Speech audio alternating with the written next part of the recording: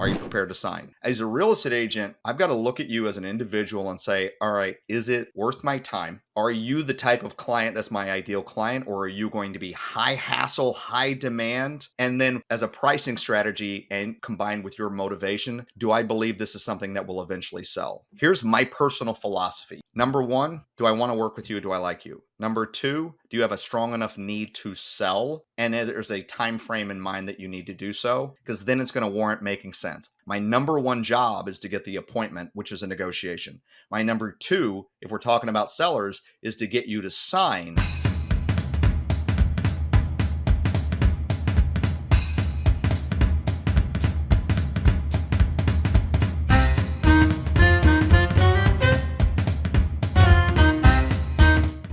Welcome to Vulcan7 Coaches and Mentors, where we bring you some of the best in the industry to share with you their tips and strategies so that you can succeed in this business. On today's episode, we're going to be talking about negotiations, but probably not the way that you're thinking. What I want to ask you is, are you seeing every conversation as a potential negotiation? Well, if you're not sure exactly what I mean, then definitely make sure to take a pen and paper out, because today's guest is going to be sharing with us exactly what we need to be doing to make sure that we're getting the business and having negotiations in every conversation that we're having. So with that being said, Dru Lee, welcome to the show. Hey, thanks for having me. So for everyone that's watching and or listening that maybe is not familiar with you, go ahead and share with us a little bit about your background. I appreciate that. My background was I was prior military. And when I was getting out of the military, my very first real estate agent outsold me on the idea of becoming one himself. And he said, you should get real estate license. And this was back in 2003. And I said no several times before finally saying yes. And so now I've been in the real estate business in dog years. I'm like 1,000. And so I've been in the business since 2003. And so, and then I've been professional coaching. I started traveling around the country doing a program teaching sales skills in 2009, and started coaching real estate professionals and sales professionals pretty much ever since, on either a one-to-one or a group basis. That's awesome. So you've seen the market change. You've seen a lot of things ever since you got into the business from 2003. Yes. Now when I talk about like 2008, now that there are actually like movies about it, I feel like I'm, an old veteran telling war stories around, back in, the short sale, you've probably seen the movie, The Big Short, or, in different aspects. There's been a lot of changes. And, anyone who's been from that era to 2020, every shift and every economic shift has created a whole new series of challenges and a series of opportunities that now we find ourselves having to navigate as professionals. And for me, that starts with every single conversation that we have. And how do you view it? Mm-hmm. Do you view it as, my goal is to get an appointment? My goal is to get a listing. My goal is to find a buyer. My goal is to get an offer. When do you start believing and understanding that the moment you pick up the phone, you're in a negotiation? The question is, are you going to win from getting them to agree to meet with you, to getting them to agree to send you a referral or a contact or somebody that is interested in buying, selling, or investing in your product or your service in some way? And are you good at it? What I notice is a lot of real estate professionals pride themselves on being great negotiators. Yet when you ask them, okay, so tell me about your negotiating. Well, when we get an offer, or when I'm showing house, or when I'm receiving offers. And we tend to think like in this one-dimensional box of that we're negotiating with other real estate professionals. You're in a negotiation from the moment they answer the phone to the moment you get in their door. And especially now in an ever-changing environment of real estate commissions, it's obviously a hot topic. The negotiation is in every single phase, all the way till we're sitting at a closing table. You're happy either getting keys or giving your keys away. Yeah, absolutely. And I'm glad that we're talking about this because, just like you mentioned with the NAR settlement and everything's happening, buyers agents, a lot of buyers, I know when everything happened, they're like freaking out. Well, what am I going to do? How do I demonstrate my value? And Mhm. in this case, how do I negotiate so that I can share with the buyer the purpose of them being able to work with me? Yes. So, in cases like that, what would you say to those agents that are like, well, how do I start changing my mindset to see every conversation as like a negotiation? I appreciate that's a great question. Number one is first, let's get our in our own head, left, between the left and the right ear, fundamentally what's changed. Rules are changing. Compensation agreements are changing, how they're distributed, how they're advertised. There are a lot of changes. But if I compare what's different and what's the same, there are still more similarities. There's still going to be buyers that need our services, sellers who need our services. And at the end of the day, everything that drives price is either directed to value or everything that drives price is directed to demand. There is still a very, very high demand for the services, and there's still a very high demand for our need as real estate professionals. So, how do we go out there and we talk to a prospective buyer and seller and display that value? First, what do they need? What does this person need? When I've done scripts and role play with real estate agents, I'm often fascinated of how are you finding what their need is, first off, of why we're meeting to begin with. Do they have a need to buy or sell? Think about today, and if you've been selling for a while, why are most people buying and selling in today's market? We know interest rates have gone from, high twos, low threes, and they have doubled in a year and a half. So what would cause somebody to give that up at this day and age? Two things. It's either a luxury item and there's not a financial necessity tied to it. They've got cash. They want to buy something. They want to sell something. They're looking at getting out their equity of a property, but it's a complete luxury. I don't mean as a luxury property. It's a luxury item or a luxury decision. You can do whatever you want whenever you want. Great. Good for you.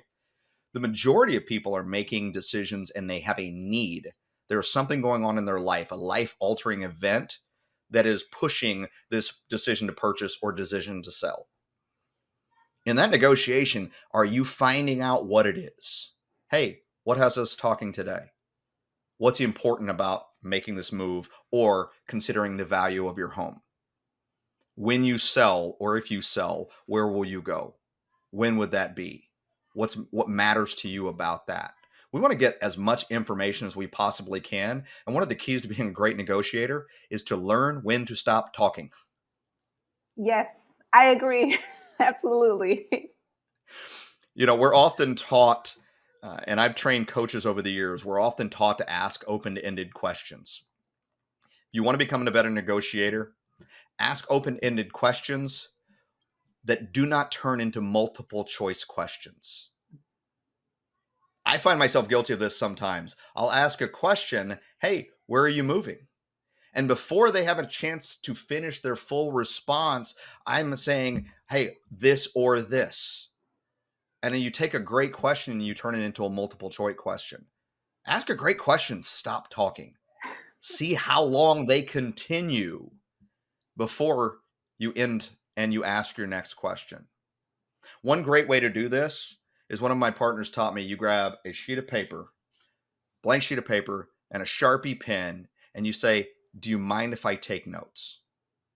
I want to make sure I don't miss anything that you're going to share with me. If it's okay, I'd like to take notes. And if we're in a physical presence, then you can actually see I'm taking notes, which allows me two things. Allows me to listen, actually take notes, keep them talking, and limit my interruptions until I'm ready for my next question.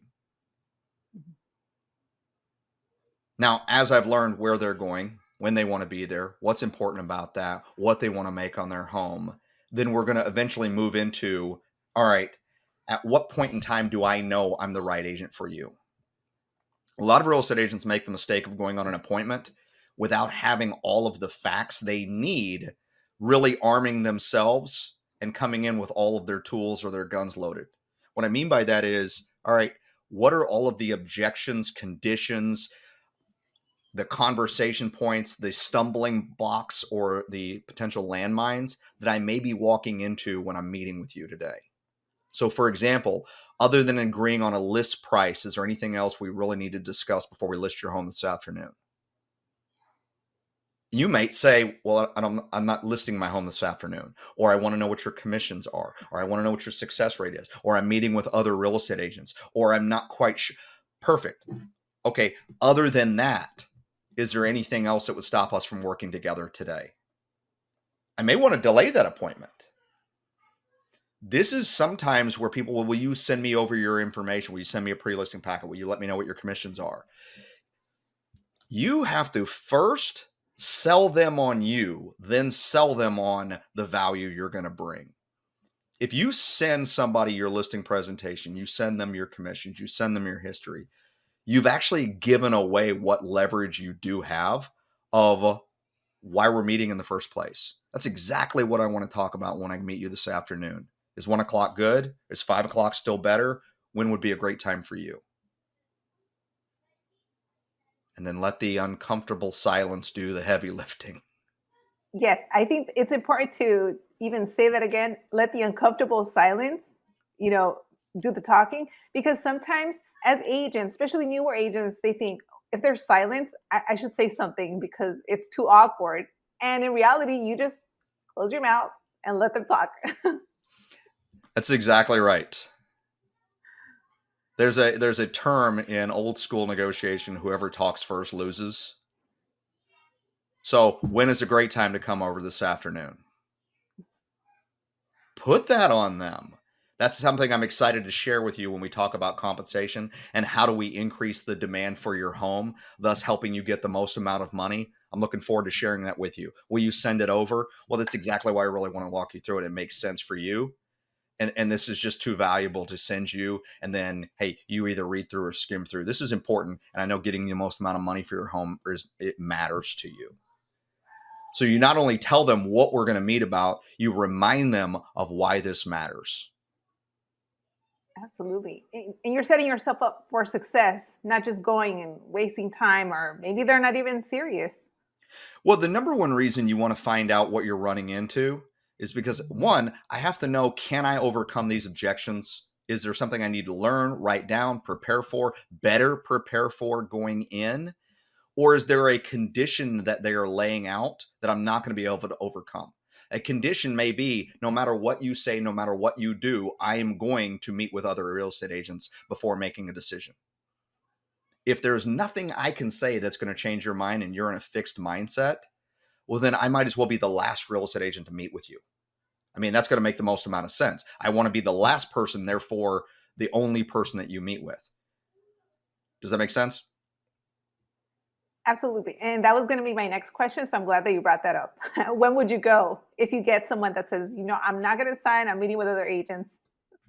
So, just out of curiosity, no matter what I say, there's nothing that I could prompt you, or there's nothing I could offer. There's nothing I would say that would encourage you to go ahead and list with me this afternoon. Is that correct?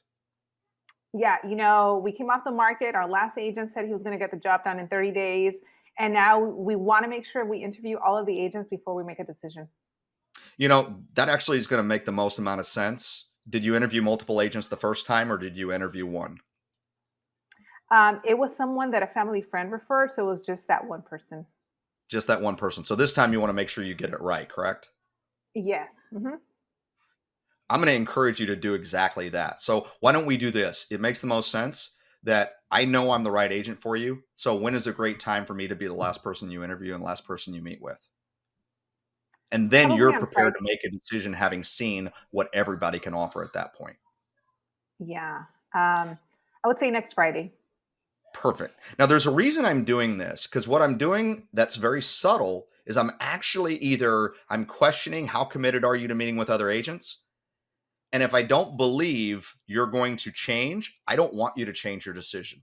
Matter of fact, I'm going to reinforce this is a great choice you're currently making. You should go ahead and meet with other agents. Don't change that decision because I feel like you're pretty committed to it at this point. Now, if you said, you know what, hey, I'm really looking for somebody who is going to offer us a discount service, or they're going to give us the most amount of money. They believe they could sell it for the highest price.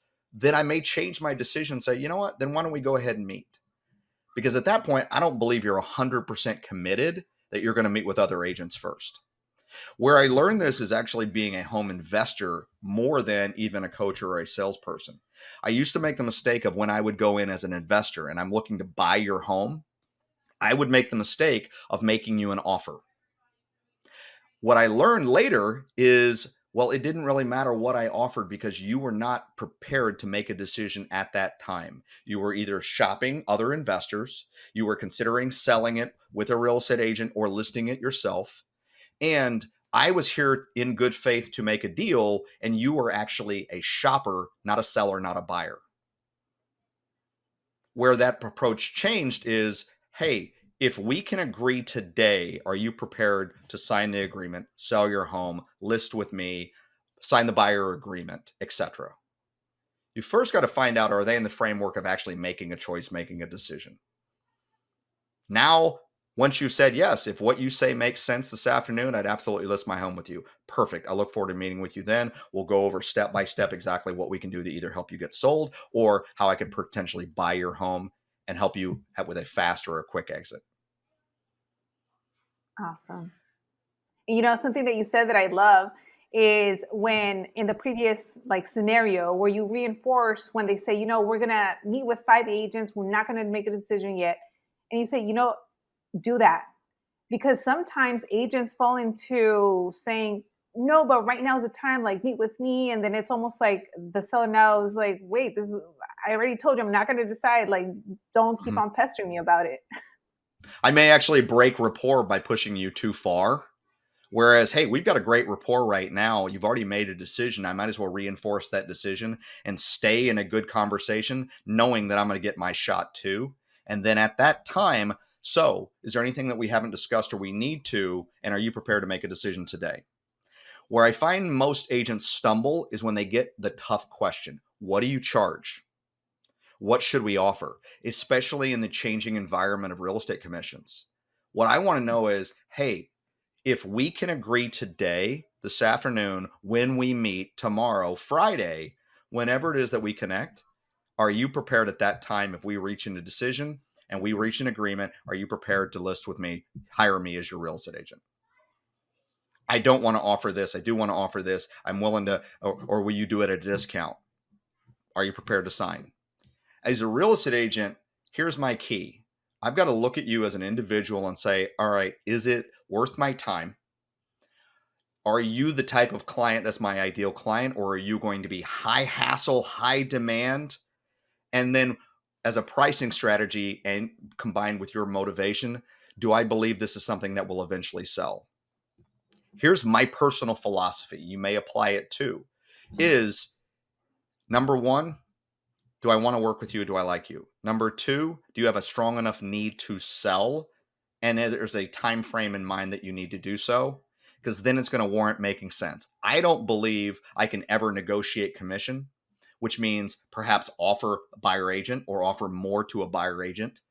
I don't believe I can ever get a price adjustment if I don't first get the listing.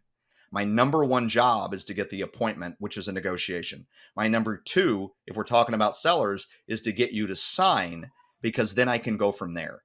I can get a price adjustment if I have a listing. I can get perhaps an increase in what we're offering if you choose to start low or not at all in the changing market.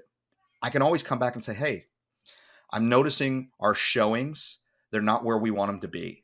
It's also obvious that since we've listed your home, here's how many other properties have come on the market since then. Doesn't it make the most amount of sense that now we reconsider offering more to a buyer agent and offering an advertising seller concessions to make this a more intriguing or more interesting property? This is Can't do awesome. that if I don't Yeah. first have the listing. Absolutely. So let me throw this out there. Let's role play. Let's say, you know, Dru, I want to hire you. Absolutely love everything you're going to do to list the house, but I don't want to pay a buyer's agent. I don't want to give the commission, especially I know that now I think their buyers are going to pay them. So let's take that commission out. Sure. You know, my number one job is to help you and get you a five-star service. So I appreciate you saying that and I absolutely respect the decision. Now, do you want to get the absolute most amount of money for your home? Absolutely. Yes. Okay. If demand goes down for your home, what do you think is going to happen to price? Um, I would hope that we don't get lower offers, but I don't know. I appreciate that. I wouldn't want that either. And if am you, then I want to drive the most amount of demand for your home, which is what we're going to do. Now you have a choice. You can have one real estate agent, one real estate team, however many people I have working in my organization or partners or my brokerage, for example, or you can have thousands of real estate agents looking at your home, looking at your property. Which would you prefer? And do you think is going to drive the most amount of demand for your home? Oh, the thousands. Then if that's the case, then I would offer a real estate commission. But I've been watching the news and the media saying like buyers agents don't need to be paid anymore. And obviously I want the most money in my pocket. So can we work around that? Oh, we absolutely can. We can work around that in a number of ways. Currently, what's really changed is not that they're not being paid, it's who they're being paid by. And if you're not offering a compensation, what you're relying on is that buyer is going to choose to pay their real estate agent. And when was the last time you bought a house? About 10 years ago. About 10 years ago. Do you remember what the closing costs were at that time? Not off the top of my head. What if I told you they've dramatically increased due to the cost of insurance, due to the cost of taxes, and essentially the property values as they've increased? Essentially, that's going to drive up even more of those costs to a buyer. And now if we add that real estate commission on top of that buyer's cost, it could actually price them out of the home. And we want the most amount of buyers in this pool potentially vying or bidding on your home, driving the price up. Hmm. I see what you're Now, saying. based on that, which is going to be the best decision? Hire me and I get thousands of real estate agents to work for you by offering a compensation, or we take it at this rate. I charge 3%. Now, real estate agents, here's the disclaimer: charge whatever you charge, whatever your brokerage charges. All right. That's just a generalized statement. For me, I charge 3%. For you as a seller, what would you suggest or what would you like to offer? If the number is 0, I'm going to take your listing. If the number's 1, I'm going to take your listing. If the number's 2, I'm going to take your listing. No matter your number, I got my 3%. What I'm going to encourage is, in order to get the most amount of money for your home, we are driving the most demand for your home. Number one, I want to make sure you chose me, which you, as you said from the very beginning, hey, I've decided you're going to be a great agent, I want to hire you. What we're negotiating now is, are we going to offer a commission to the buyers? Okay. I see. 1%. Perfect. We'll get your home listed and let's see how the showing feedback works after the first week on the market, and we'll reevaluate in our weekly touches. How does that sound? Okay. Yeah, that works for me. Perfect. Sign here on my e-signature or in my physical copy, because I'm old school, of a listing agreement. Let's go ahead and sign here. Let's sign now. Okay. Now, a week from now, a month from now, if your home is still on the market, I have a price adjustment strategy that I can come to. I also have it just doesn't seem like we're getting the viewership or we're getting the showings. And, as we discussed in our first meeting, that could be due to the fact we're only offering 1%. Are you open to the idea of we offer 2, 3%? And that now gives me two strategies. I not only have just the price adjustment and reduce the price, reduce the price, reduce the price. I also have what if we did this? What if we raise the commission? Then we reduce the price. What if we raise the compensation? Then we reduce the price. Now I have a multi-tiered approach, which isn't now, well, what else can you do to get my home sold? Yeah, no, I'm open to it. Absolutely. Perfect. I just took a listing. No, this was awesome. And for those of you that are listening, you're probably going to have to rewind and rewatch it.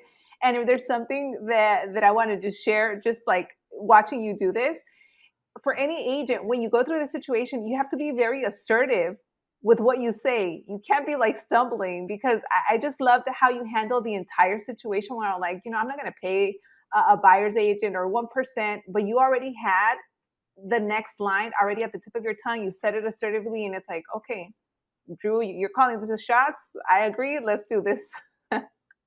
What I really want to, and I appreciate that. What I really want everyone to hear is I got the deal first. I negotiated second.